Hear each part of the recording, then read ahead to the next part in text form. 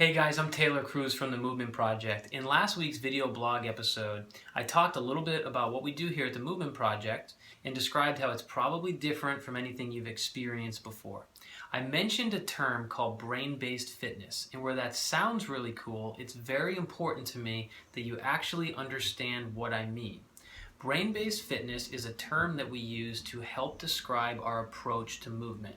We're essentially taking concepts from applied neurology and combining them with fitness and performance training, and in doing this, we're able to create some really exciting results with people. One of the most important concepts to come out of modern fitness research is the idea that not everybody responds equally to the same stimulus. In this case, the stimulus is the exercise or the activity that the person is doing. So simply put, exercise that is good for me is not necessarily good for you. And doing exercise that's having a negative effect on your nervous system can lead to a negative outcome. Now, this concept is so important because we want your fitness efforts to give you more than they take from you. I think as a culture, we have defined all exercise as generally healthy for a person. And what I want you to know is that selecting the wrong exercise can be a major contributor to increased levels of pain and decreased performance, especially if you're in a recovery or rehabilitation process. Right now, the current statistic is that 42% of exercisers get hurt every year exercising.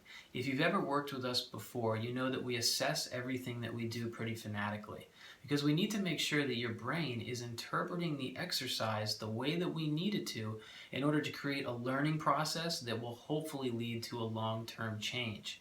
This simple idea was absolutely the turning point in our business for being able to help people on a much larger scale. It's really important to me that I continue to educate people on these simple concepts because I believe if we can adopt more intelligent fitness practices, as a culture, we can increase our health dramatically.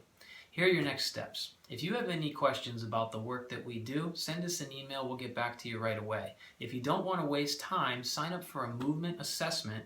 Come on in, I'll take you through the whole assessment process and we'll get started right away.